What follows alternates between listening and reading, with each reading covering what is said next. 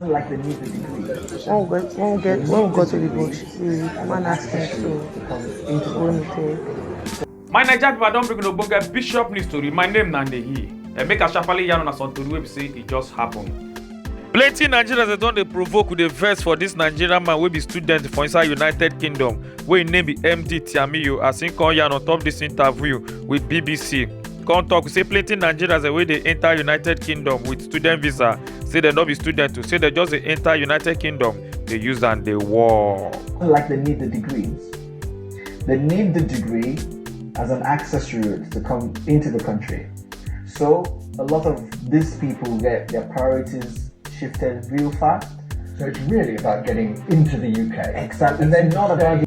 The Central Bank of Nigeria don come revoke the license of 179 microfinance bank wey dey for inside Nigeria and also 4 primary mortgage banks and 3 financial banks yesterday on Tuesday, May 23rd, 2023. Na im dey yarn dis talk. President Muhammadu Buhari don come wear the full ceremonial Air Force uniform yesterday night when he go inspect the armed force officers' mess wey dey for inside Abuja.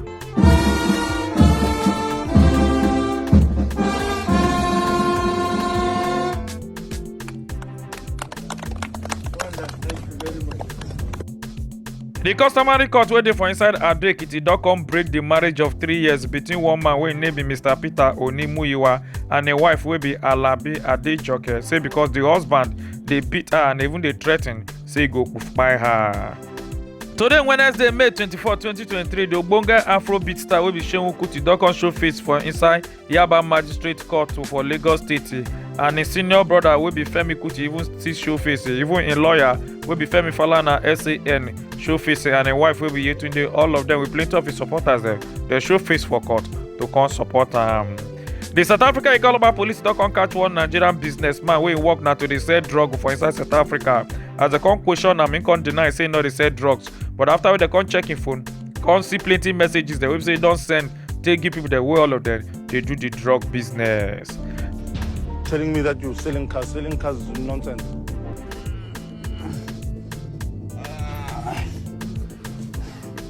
This is not enough.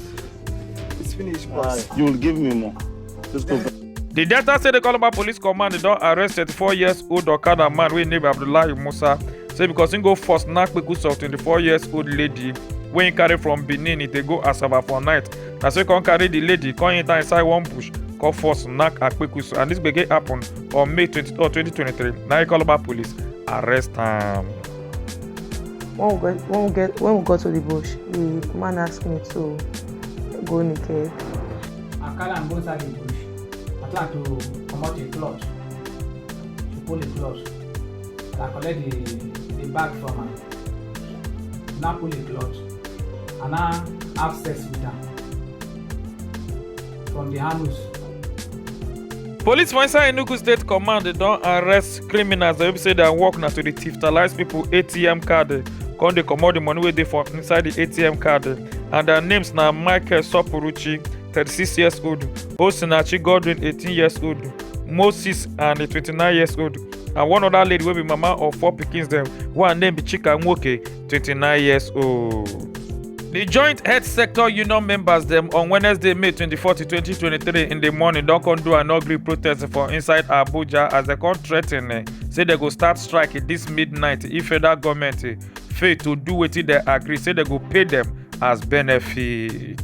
One ten ant don come shocktalize as im come dey vex say im go work in the morning before im come back. Im landlord don come construct toilet pipe from im neighbor house take pass im kitchen and im room, and this gbege happen for inside Kerele Estate, Oworoshoki, inside Lagos State. Height on your bed is just 2 legs. If it's just 1 leg, if you are this. And this is really up just in this side of. And I ever say let me be reasonable with all I've said. Today on Wednesday, May 24, 2023, Senate don come pass bill for second reading to make sure say federal government go compensate victims of EndSARS protests wey dem do for inside the year 2020.